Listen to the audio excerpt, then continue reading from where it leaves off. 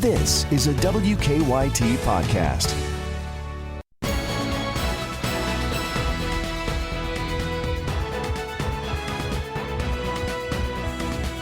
Good morning from WKYT News. I'm Bill Bryant, and we welcome you to Kentucky Newsmakers.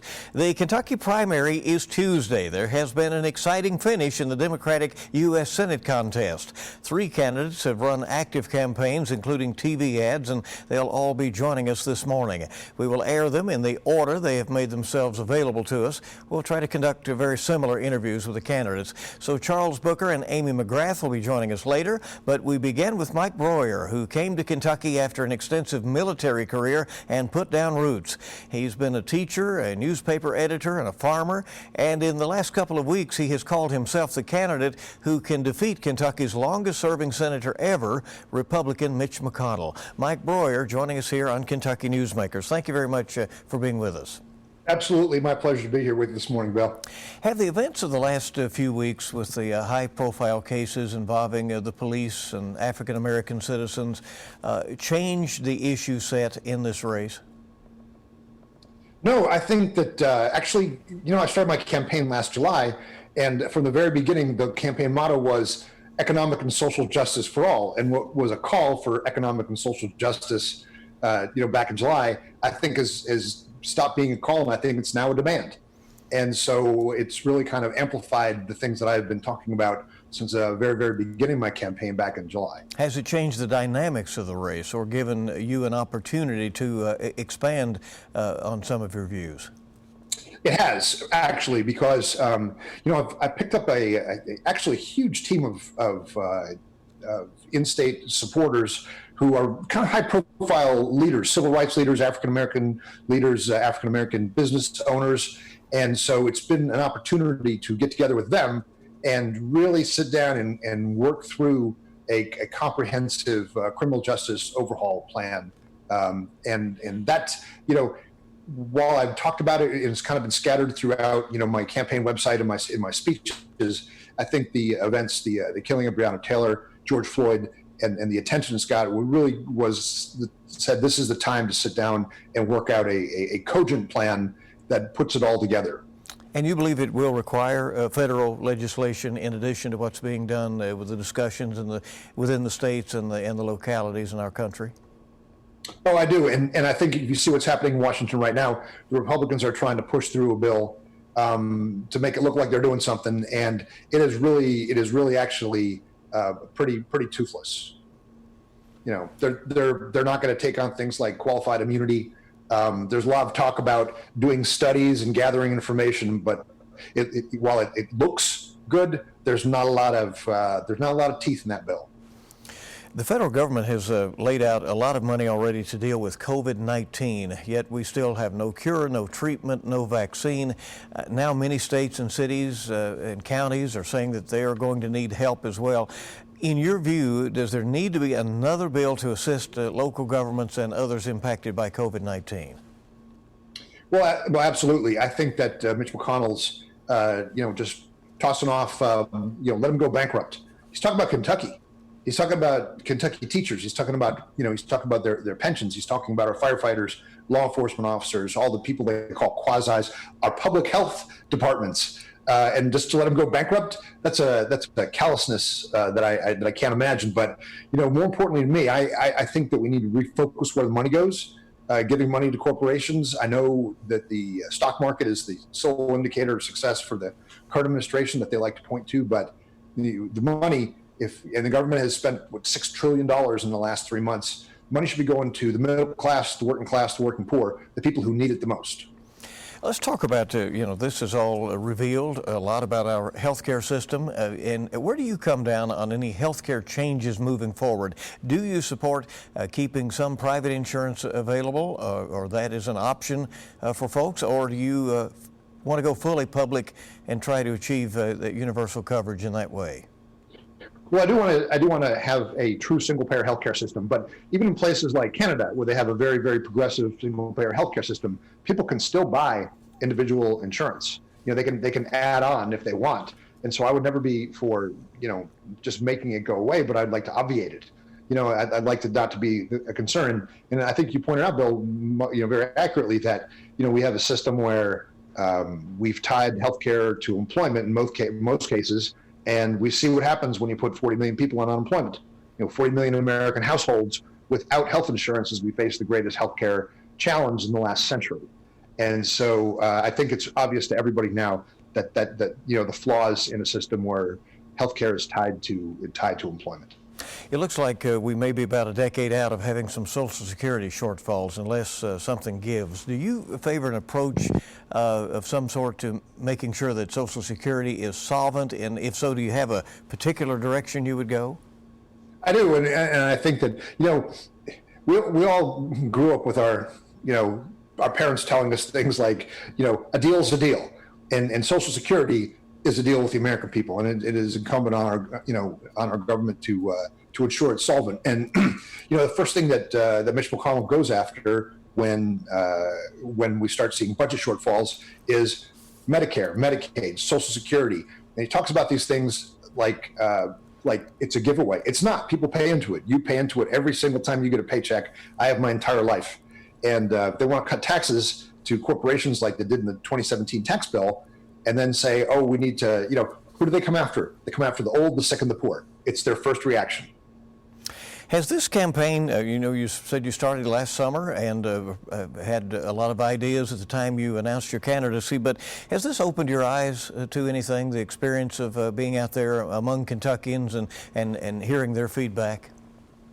Oh, it has. And well, as far as talking to Kentuckians, your typical voter, I started my campaign, what they talked about, what was on their mind was jobs, healthcare, and the environment. And now, even during the pandemic, it's still jobs, healthcare, and surprisingly, the environment is still very much high on people's list of priorities. So it's not really changed, but what has been great about campaigning is the ability to meet people and to become friends with people that I might not have ever done before. I never would have written a letter to Wendell Berry and said, hey, Mr. Berry, my wife and I would love to come up and visit you on your farm. But that's what we did last Sunday, and got to sit around the kitchen table with, Wendell, might not mean a lot to a lot of people, but he's probably the most famous living Kentuckian and the true philosopher on agriculture and how it affects our society and our economy and our lives. And to be able to sit around his kitchen table for 3 hours and just talk farming and the loss of the small farm and the loss of the family farm and what we need to do to sustain it, because it's important for our culture and our environment and our food security. And that was just one small example of some of the great people that I've come in contact with. And then, go ahead, I'm sorry. If you were able to win this primary coming up on Tuesday, in what many would see as a come-from-behind effort, how would you then defeat Senator McConnell, who has defeated 6 Democrats in 6 elections and now seeking a 7th term? Well, I think, when in the beginning, in your intro, you mentioned the things that I've done, but being a retired or being a teacher in our public schools and having taught universities, having been a farmer, like a real honest to goodness bend over and pick the crops farmer for the last 15 years here in Kentucky, that carries a lot of weight. And so while we've run kind of nice centrist candidates against politicians against Mitch McConnell, I'm not a politician. Mitch McConnell wants to run against a politician because he knows how to play that game. I don't know how the heck he's going to run against me, but ultimately, I think Kentuckians have seen the McConnell playbook, and I think that the efficacy of him, name calling people socialists and whatever he's gonna, whatever he calls people, I think that they've seen it too many times, and it's not gonna have the effect that he's used to it having for the last 35 years. Mike Broihier, candidate for the U.S. Senate, thank you for sparing a few minutes for us. We appreciate that very much. Stay with us now on Kentucky Newsmakers. Amy McGrath and Charles Booker, another couple of candidates in this primary, coming up on Kentucky Newsmakers. Welcome back to Kentucky Newsmakers. Retired Marine Amy McGrath is running for the second time for a federal campaign. She ran for Congress in 2018. Now it is statewide. She is trying to unseat six-term Republican Senator Mitch McConnell. Of course, has to get through this primary coming up next Tuesday, and she is joining us right now. Thank you very much for being with us again. Good to be here. Oh, did you expect that this primary campaign would end up so enlivened here at the end? Your two opponents are calling you a pro-Trump Democrat, calling themselves the true Democrats. Why do you feel like this thing got so aggressive here toward the end? Well, look, I think primaries are good for our democracy. It's always good to have everyone's voice be heard, and it's. When my opponents are calling me these things, I just would love to set the record straight. I never called myself a pro-Trump Democrat. I've always been somebody who stands for this idea that we need to have leaders who will work with anyone to do what is right for Kentucky. And at the same time, I will have the guts to stand up to anyone when it comes to the Constitution of the United States or when it comes to doing what is right for Kentucky. And I think, that people are so tired of the partisanship. I'm somebody that in my core wants to get things done, wants to move us in the right direction when it comes to things like healthcare, when it comes to things like good quality jobs and infrastructure, and of course, working towards the social justice in issues that we all care about and that really Kentuckians are demanding right now. So to me, that's what it's all about. And, we're getting that message out here in this final week.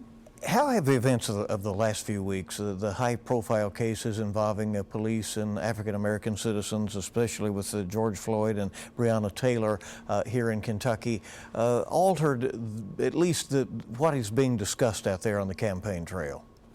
Well, I think it's clear Kentuckians are ready for a change, and these tragedies have been tragic, and people around Kentucky are standing up. People around the country are standing up. Just a couple weeks ago, I was out in Louisville in Central Park with demonstrators, 1,000, coming together from all walks of life, different ethnicities, different backgrounds, different religions, all standing up and saying, enough is enough. We need to make sure that this country lives up to the promises that all people are created equal and that everybody has a shot and everybody has equal opportunity and no one should be treated differently. And we aren't doing that. And there was a recognition of that in Central Park in Louisville. I've been doing the same thing in services in Lexington. So just trying to get out there, listen to people, and remind them, hey, we need a senator that's going to stand up and actually move us forward with some of these things, not only criminal justice reform, but also tackling the social real inequities that we see with education, with healthcare. We know Black Americans are dying at twice the rate of white Americans of COVID-19. It's unacceptable. And we have to get leaders that want to tackle these real problems that are underlying a lot of these the racial tensions that we're seeing right now. We've really had, a confluence of issues here during this campaign this year. The federal government has laid out a lot of money already to deal with COVID-19, but still no cure, no treatment, no vaccine. Many states and cities say they need help. Are you for more federal assistance at this point to help those impacted by COVID-19?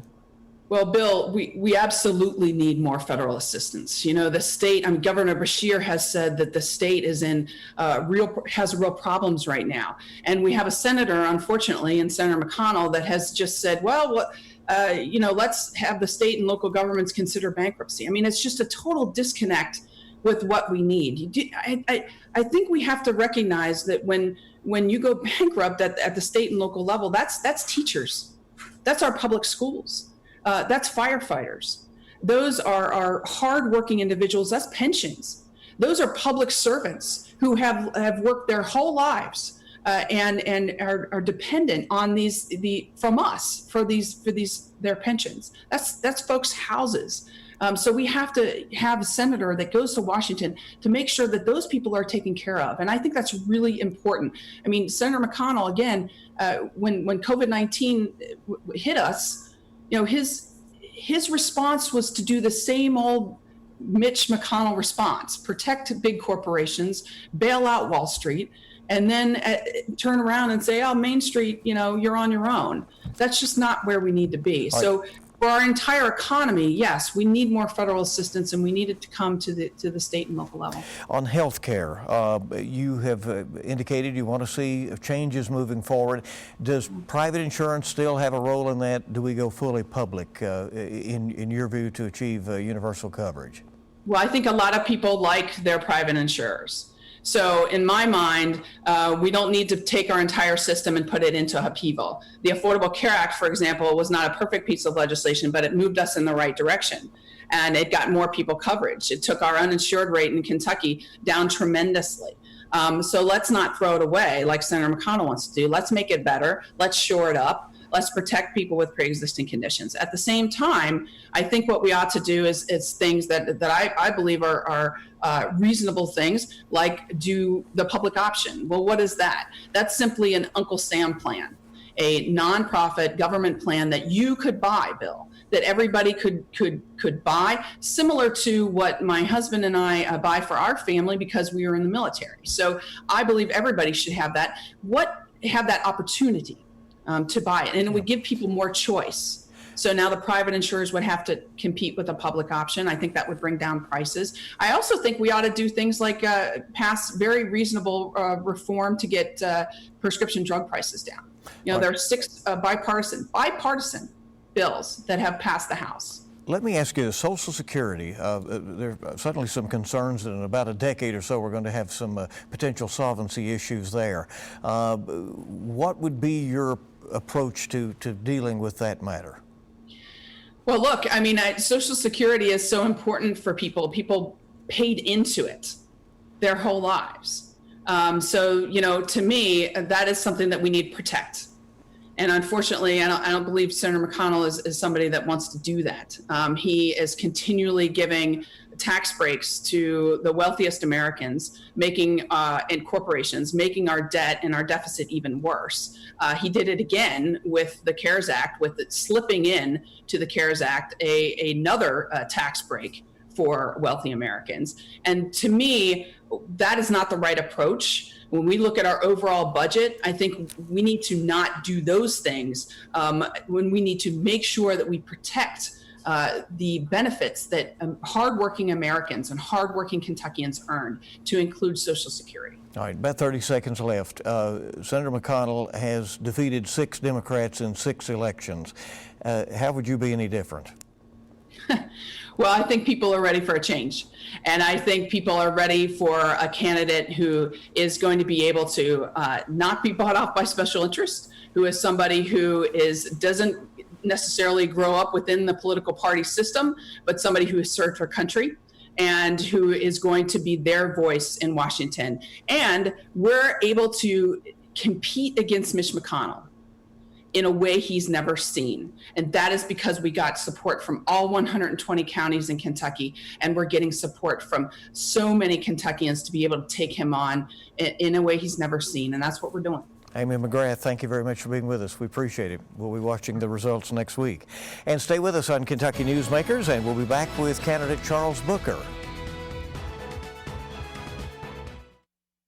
Welcome back to Kentucky Newsmakers. Representative Charles Booker of Louisville is in his first term in the State House. He's been on the ground in Louisville with people protesting the death of Breonna Taylor and others. He's hoping to win the Democratic nomination for the U.S. Senate and run against 6th-term Senator Mitch McConnell, and he is joining us now. We appreciate it very much. Thanks for taking time. Of course. Good to be with you. How have the events of the last few weeks with the high-profile cases involving police and African-American citizens changed the closing weeks of this campaign? Well, first of all, it's been a very tough time for a lot of Kentuckians, a lot of people that have been grieving and mourning in the streets and crying out for justice and accountability, and really a question of how do we move forward as human beings to make sure that these types of tragedies don't happen again and our communities are safer. And For me, standing on the front lines is natural to me. I want to stand with my family, and the people of Kentucky are my family. And my campaign is all about the structural changes that would make sure that we're safe in our homes, we're safe in our streets, we have thriving communities. And so leadership is really about how you show up in the moments when you need it most. And Kentucky was crying out, and I stood with them. And the momentum is showing that they're standing with me now as well. There are many discussions going on, obviously locally and statewide. Do you think it will require federal legislation to address some of these issues? Absolutely. My whole platform is about how do we affect system level change, the types of structural change that would make sure that all communities are thriving. And as it relates to public safety, we need our national leaders to step up. We need to acknowledge that a lot of communities across our country deal with law enforcement that are more militarized as opposed to providing protection and service and resources, and that we are not actually fully funding public safety. And so some of the things that I believe we need to do is have a police system review board that is actually studying at the federal level all the data from all of these incidents, things that like what happened to Breonna Taylor, what happened to David McAtee, making sure that training is in place, resources are allocated properly so that these things don't happen. And the big picture is we need to reimagine public safety. We need to invest in mental health. We need to invest in communities that have been underserved and abandoned and ignored for way too long. And if we do that, we can have a safe, healthy, and thriving community. All of this, of course, has been going on as the country deals with COVID-19. The federal government has already, of course, laid out a lot of money to try to deal with it, but we still have, at this point, no cure. There's no treatment. There's no vaccine for it. Those are in development. Many states and cities and counties are saying that they're having all kinds of financial trouble. Do you support another assistance bill for local governments impacted by COVID-19? I absolutely do. And, unfortunately, what we've seen at the federal level is leadership, especially from Mitch McConnell, so lack of leadership, that is saying that we're going to take baby steps. We're going to take incremental small measures to help people in need and give big bailouts to corporations and hope that that's enough. And as you have seen, and as so many of us have seen with unemployment at the highest rate in Kentucky that it's been in our state's history, taking those incremental steps is not enough when people are falling through the cracks. And so we need more direct cash payments. We need to make sure that we are canceling student debt, that we are making sure that rent is being canceled, and we're protecting landlords and small businesses with things like Paycheck Guarantee Act. We need to do that work, and we need to do it yesterday. And Mitch won't do it, so we're going to get rid of him and put leadership in place that will. I know you have said that health care is a right in this country. At this point, how would you get there with universal coverage? Is there any role for private insurance in any plan that you could support? Well, I think what the pandemic is showing us is the reality that if we don't prioritize people, if we don't invest and address the structural and institutional issues that leave so many communities lost and stranded and without the resources they need and unhealthy, that when crises hit, as they are facing us now, we won't be ready for them. And there's a truth here. Your health care shouldn't be tied to your employment. And as many people lose their jobs, we see that that's true. So there is a growing coalition for Medicare for all so that we actually make sure that these types of incidences, when they happen, we're better prepared. And Kentuckians, Americans, all people are safe and healthy. I believe that this is a moment where we can come together all over the Commonwealth, all over the country, and say that we're going to break down these barriers of inequity. We're going to win Medicare for all. And the way that we do it is by addressing our reforms that are critically needed. We are already paying for it. It's just going into administrative costs and not quality care. So if we have leadership that won't sell out to these big corporations like Mitch McConnell has sold out to the pharmaceutical industry, we can make sure that everyone's healthy. Of course we can. Representative Booker, we're seeing some new reporting that we're about a decade out from having some potential shortfalls with Social Security unless something gives. Do you favor some kind of approach that makes sure that Social Security is solvent for the long term? Absolutely. We need to protect and secure Social Security. And, a lot of this goes back to me and the fights that I've had in the State House, making sure that we protect pensions, that we protect retirement, that we look out for folks that have busted their butt for years and make sure that they're not left high and dry in the latter stages of their life. And I especially think about all of the educators and public workers who do so much to keep our lights on, to take care of our families and our communities. We need to protect that, which means for me, for teachers, repealing WEP, windfall elimination provision, and making sure that we do protect Social Security for generations to come. We can do it if we prioritize people, and I will.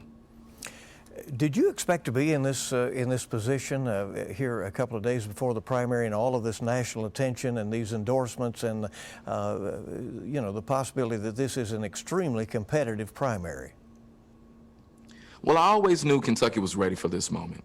I knew regular people were ready to take a stand and fight back for our future. And no, I didn't expect a pandemic. I'm not surprised by the height of racial tension that we're seeing. But what I will say is I'm blown away by the response. Yeah. Kentuckians are taking a stand and showing the country what we're about. And it's leading to a lot of momentum for my candidacy because I'm leaning into those issues. Let me ask and that's you exactly this. why we're going to win. How do you defeat Senator McConnell, who has defeated 6 Democrats in 6 elections, now seeking a 7th term, if he's the nominee and you're the nominee? Well, we take the fight directly to him. What I won't do is say that I'm a pro-Trump Democrat. What I won't do is ignore the challenges of structural racism and inequity in the communities across Kentucky that have been abandoned for generations. We're going to take the fight to him. But more importantly, we're building a movement. This is not just about beating him. It's about us transforming our future and inspiring people to believe that things can be different. When we do that, we are unstoppable. This is Kentucky. We'll get rid of Mitch McConnell because we don't have a choice. Our future demands it. And it doesn't matter how much money you raise if you don't have a vision, if you can't inspire people. But yes, over the last week, we've raised over $2 million. We're building the infrastructure and we're inspiring people. And nothing Mitch can ever do will stop us from winning. Charles Booker, candidate for the U.S. Senate on the Democratic side in this primary. Thank you very much for being with us. We appreciate it. Of course. Thank you, sir. Thank you for joining us for this edition of Kentucky Newsmakers. We'll see you early this week on WKYT This Morning. Make it a good week ahead.